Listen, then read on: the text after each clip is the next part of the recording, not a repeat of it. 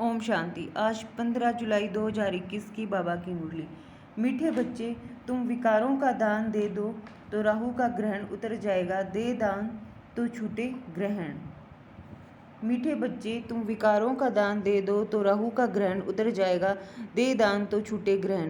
प्रश्न: वृक्षपति बाप अपने भारतवासी बच्चों पर बृहस्पति की दशा बिठाने के लिए कौन सी स्मृति दिलाते हैं? उत्तर: हे भारतवासी बच्चों, तुम्हारा आदि सनातन देवी देवता धर्म अति श्रेष्ठ था। तुम सर्वगुण संपन्न 16 कला संपूर्ण थे। तुम उस सागर के बच्चे कामचिता पर बैठ काले हो गए हो। ग्रहण लग गया है। अब मैं तुम्हें फिर से गोरा बनाने आया हूँ। यह स्मृति आने से बृहस्पति की दशा बैठ जाती है। गीत। ओम नमो शिवाय। ओम शांति। यह किसकी महिमा सुनी? बेहद के बाप की। ऊंच से ऊंच बाप परमपिता परमात्मा ही है। लौकिक बाप के लिए तो सब नहीं कहेंगे। बच्चे जानते हैं सब आत्माओं का पारलौकिक बाप वह ऊंच से ऊंच, उनका नाम ही है शिव। बिगर नाम रूप के तो कोई चीज होती नहीं।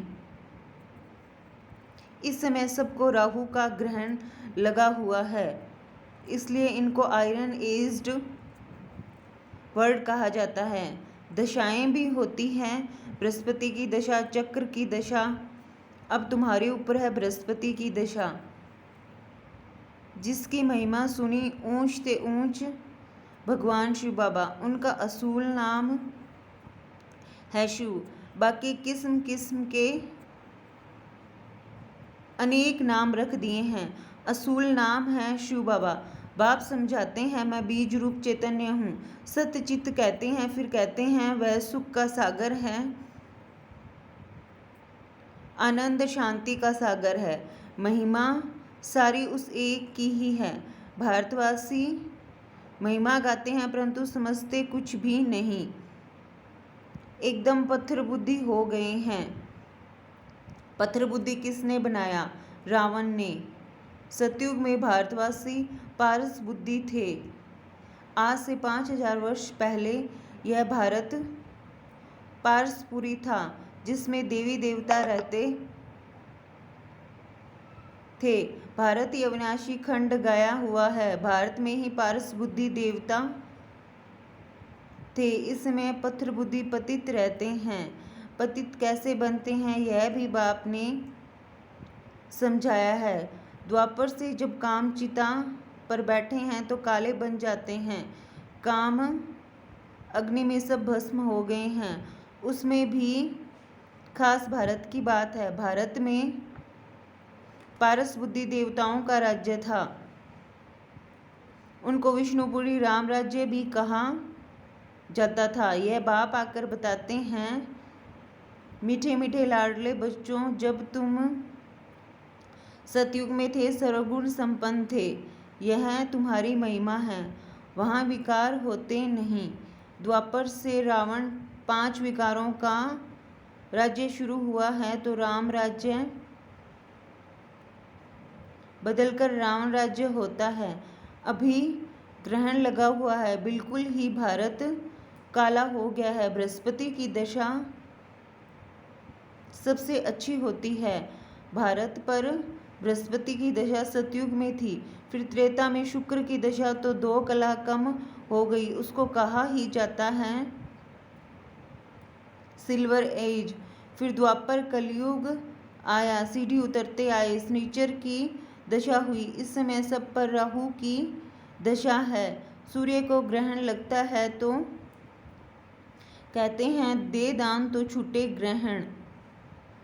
सूर्य पर ग्रहण लगता है तो कहते हैं दे दान तो छूटे ग्रहण। अब रूहानी बाप बच्चों को समझाते हैं, यह है रूहानी ज्ञान। यह कोई शास्त्रों का ज्ञान नहीं है। शास्त्रों के ज्ञान को भक्ति मार्ग कहा जाता है। सतयुग त्रेता में भक्ति होती नहीं। ज्ञान और भक्ति फिर है वैराग्य, अर्थात इस पुरानी दुनिया को छोड़ना होता है। यह है शूद्र वर्ण। विराट रूप दिखाते हैं ब्राह्मण, देवता, क्षत्रिय, वैश्य।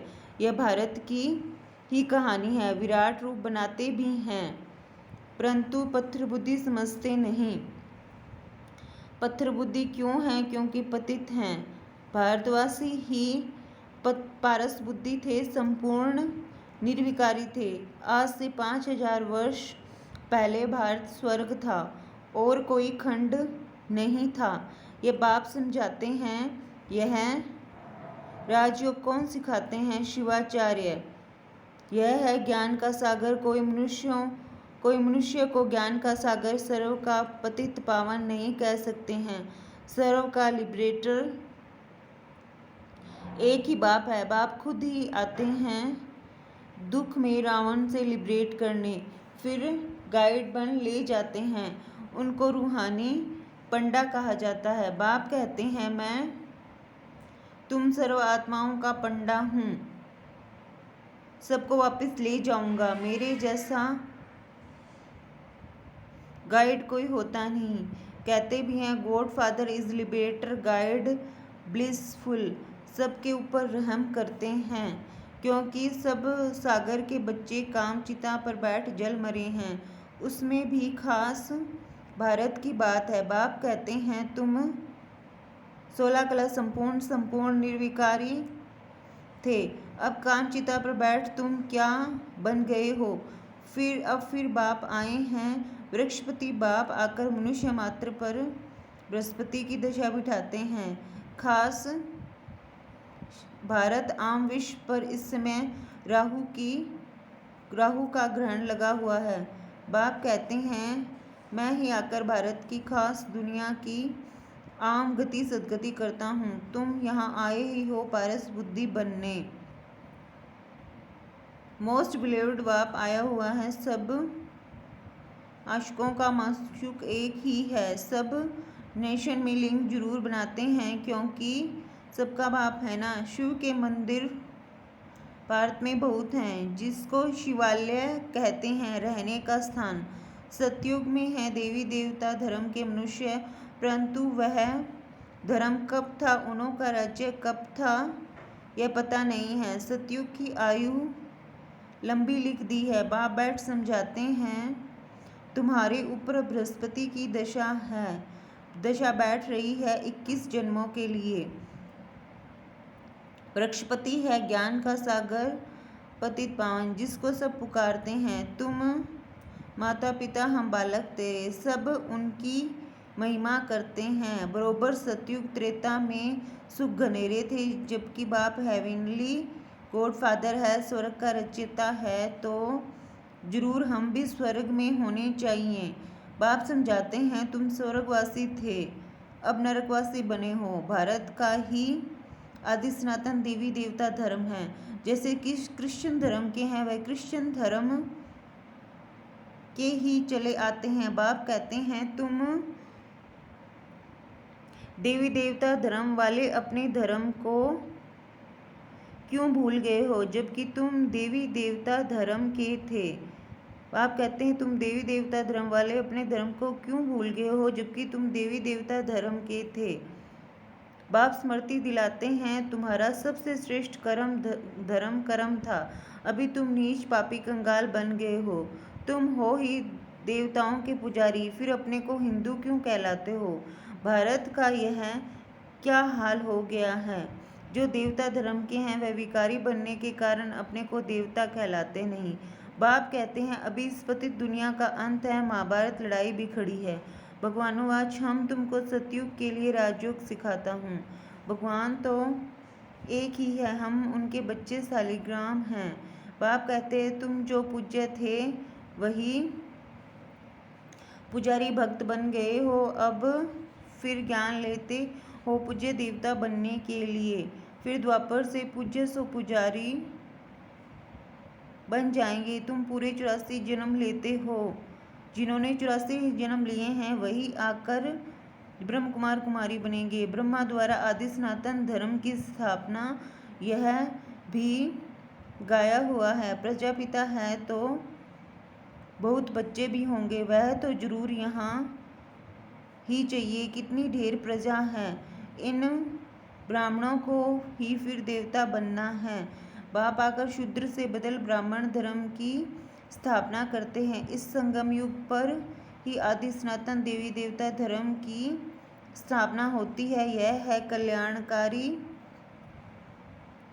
संगम युग। इस लड़ाई को ही कल्याणकारी कहा जाता है। इस विनाश के बाद ही फिर स्वर्ग के गेट खुलते हैं। तुम यहाँ आए हो स्वर्गवासी बनने व विष्णुपुरी में चलने। तुम बच्चों पर अब अविनाशी बृहस्पति की दशा है। 16 कला संपूर्ण कहा जाता है। फिर 2 कला कम होती है तो शुक्र की दशा कहा जाता है। सतयुग में बृहस्पति की दशा है, फिर त्रेता में शुक्र की दशा, फिर नीचे गिरते आए हो। मंगल की, शनिचर की, राहु की दशा भी होती है। जन्म जन्मांतर उल्टी दशाएं फिरती आई हैं। अब बाप द्वारा बृहस्पति की दशा बैठी है। यह है बेहद का बाप, ज्ञान का सागर, पतित पावन। वही तुम्हारा बाप भी है, शिक्षक भी है, सतगुरु भी है। बाकी सब हैं झूठे, किसी की सदगति कर नहीं सकते। इसको कहा जाता है विशेष वर्ड। वह है वाइसलेस वर्ड। अब विशेष वर्ड में सभी बहुत दुखी हैं। लड़ाई, मारामारी, क्या क्या हो रहा है। इसको कहा जाता है खूने नाहिक, बिगर कोई कसूर के क्या क्या करते रहते हैं। एक ही बाम ऐसा गिराएंगे जो झट सारे खलास हो जाएं। यह वही संगम युग का समय है। तुम देवताओं के लिए फिर नई दुनिया चाहिए। तो अब बाप कहते हैं मीठे मीठे मीठे बच्चे मन मना भव। यह कौन से बाप ने कहा? शिव बाबा ने। वह तो है निराकार। यूं निराकार तो तुम भी हो, परंतु तुम पुनर्जन्म में आते हो, मैं नहीं आता हूँ। तुम इस समय सब पतित हैं, एक भी पावन नहीं। पतित बनना ही है, सतो रजो तमो में उतरना पड़े। इस समय सारा झाड़ जड़ जड़ी भूत अवस्था को पाया हुआ है। दुनिया बिल्कुल पुरानी हो गई है। अब फिर से उनको नया बनाना पड़े। पतित दुनिया में देखो कितने मनुष्य हैं। पावन दुनिया में बहुत थोड़े राज्य करते हैं। एक ही धर्म था और कोई धर्म नहीं था। भारत को ही हेवन कहा जाता है। गाया जाता है घट में ही सूर्य, घट में ही चंद्रमा। सतयुग में 9 लाख होंगे, पीछे फिर वृद्धि होती है। पहले बहुत छोटा फूलों का झाड़ होता है, कांटों का कितना बड़ा फॉरेस्ट है। दिल्ली में मुगल गार्डन देखो कितना अच्छा है, उससे बड़ा कोई गार्डन नहीं। फॉरेस्ट देखो कितना बड़ा होता है। सतयुगी गार्डन भी बहुत छोटा है, फिर वृद्धि को पाते पाते बड़ा होता जाता है। अभी तो कांटों का जंगल हो गया है। रावण के आने से कांटे बन जाते हैं। यह है कांटों का जंगल। आपस में लड़ते हैं तो एक दो को मारते हैं। कितना क्रोध है। बंदर से भी बदतर कहा जाता है। तो बाप कहते हैं मेरे लाडले बच्चे, तुम्हारे ऊपर अभी वृक्षपति की दशा है। अब दे दान तो छूटे ग्रहण। संपूर्ण निर्विकारी अब यहाँ बनना है। फिर यह शरीर छोड़ जाकर शिवालय में आ जाएंगे। शिवालय में बहुत सुख होता है। देवी देवताओं का राज्य है। सतयुग को कहा जाता है शिवालय, कलयुग को कहा जाता है वैशाल्य। यह वैशाल्य रावण ने स्थापन किया है। अब बाप कहते हैं पतित से पावन बनना है। कैसे बनेंगे? क्या त्रिवेणी में, गंगा में स्नान करने से पावन बन जाएंगे? यह तो जन्म जन्मांतर करते आए हो। करोड़ों मनुष्य जाकर स्नान करते हैं। बहुत नदियाँ, नाले, तालाब आदि हैं जहाँ पानी देखते हैं, जाकर स्नान करते हैं, क्योंकि अपने को पतित समझते हैं। अब पारसनाथ तुम्हारी पारस बुद्धि बना रहे हैं, तो ऐसे पारसनाथ बाप को कितने प्यार से याद करना चाहिए। अच्छा, मीठे मीठे सिकिलदे बच्चों प्रति माता पिता बाप दादा का याद, प्यार और गुड मॉर्निंग। रूहानी बाप की रूहानी बच्चों को नमस्ते। हम सब रूहानी बच्चों की रूहानी माता पिता बाप दादा को याद, प्यार, गुड मॉर्निंग, नमस्ते और ओम शांति। शुक्रिया बाबा, शुक्रिया। धारणा के लिए मुख्य सार।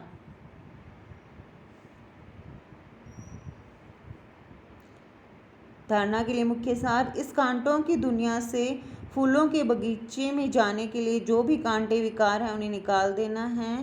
पारस बनाने वाले बाप को बड़े प्यार से याद करना है।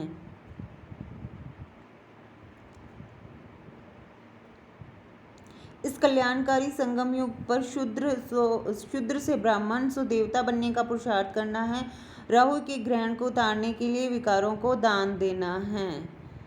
वरदान है, संगठन में एकमत और एक रस स्थिति द्वारा सफलता प्राप्त करने वाले सच्चे स्नेही भव। संगठन में एक ने कहा, दूसरे ने माना। संगठन में एक ने कहा, दूसरे ने माना।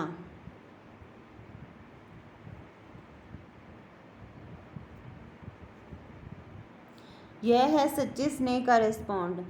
ऐसे स्नेही बच्चों का एग्जाम्पल देख और भी संपर्क में आने के लिए हिम्मत रखते हैं। संगठन भी सेवा का साधन बन जाता है। जहां माया देखती है कि इनकी यूनिटी अच्छी है, गहराव है, तो वहां आने की हिम्मत नहीं रखती है। एकमत और एक रस स्थिति के संस्कार इस सतयुग में एक राज्य की स्थापना करते हैं। स्लोगन है,